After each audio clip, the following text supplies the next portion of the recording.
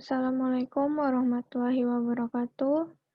Saya Nurlina Asad, mahasiswa S1 Teknik Informatika dari Universitas Hairun Ternate. Di sini saya akan menjelaskan tentang pemrograman prosedural atau procedural programming dan pemrograman berorientasi objek atau object-oriented programming. Terdapat 7 topik yang akan saya bahas. Yang pertama, pengertian pemrograman prosedural. Yang kedua, pengertian pemrograman berorientasi objek. Yang ketiga, perbedaan pemrograman prosedural dan pemrograman berorientasi objek. Yang keempat, kelebihan pemrograman prosedural. Yang kelima, kekurangan pemrograman prosedural. Yang keenam, kelebihan pemrograman berorientasi objek. Dan yang ketujuh, kekurangan pemrograman berorientasi objek.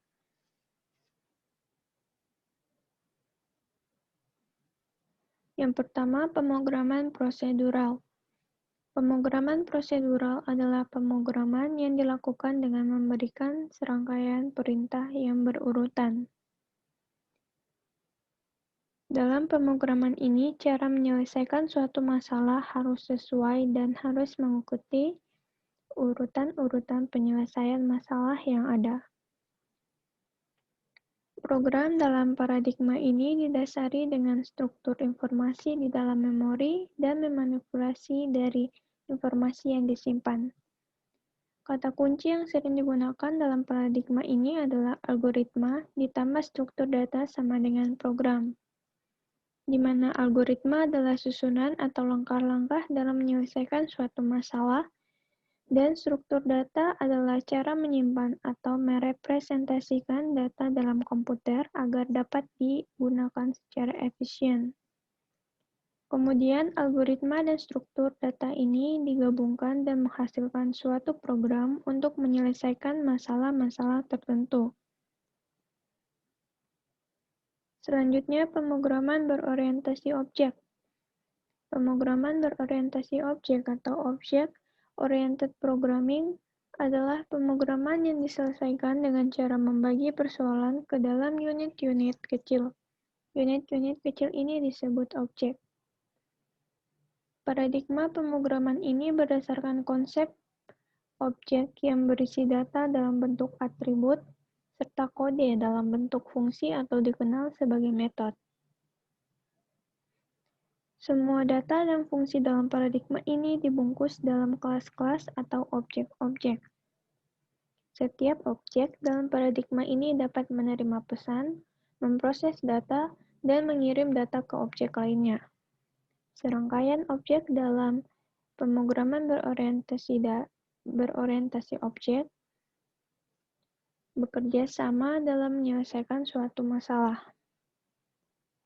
Selanjutnya, perbedaan pemrograman prosedural dan pemrograman berorientasi objek. Terdapat 5 poin perbedaan antara kedua program ini. Yang pertama, dilihat dari fungsi utama pada masing-masing program. Prosedural fokus pada fungsi dan prosedur yang beroperasi pada data, sedangkan PBO menekankan pada data yang sedang beroperasi dan tidak berfungsi atau prosedur. Yang kedua, dilihat dari pembagian pada program besar. Prosedural membagi program besar dalam program unit kecil yang disebut fungsi, sedangkan PBO membaginya ke dalam sebuah objek. Yang ketiga, dilihat dari kebebasan operasi data pada suatu fungsi. Data prosedural bebas bergerak di sekitar sistem dari satu fungsi lain, sedangkan PBO tersimpan dan tidak dapat diakses oleh fungsi eksternal. Yang keempat, dilihat dari sifat pada unit kecil dari masing-masing program. Data prosedural bersifat pasif, sedangkan objek-objek dalam PBO bersifat aktif.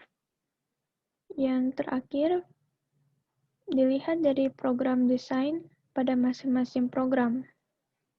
Program desain prosedural menggunakan pendekatan top-down, yaitu Tugas-tugas kompleks dipecah menjadi bagian yang kecil sampai subtugas tersebut dapat diimplementasikan. Sedangkan program desain PBO menggunakan pendekatan bottom-up, yaitu memuat prosedur-prosedur untuk menyelesaikan tugas-tugas yang sederhana, kemudian menggabungkannya ke dalam prosedur yang lebih kompleks sampai fungsionalitas yang ingin tercapai. Selanjutnya, kelebihan pemrograman prosedural terdapat 4 poin.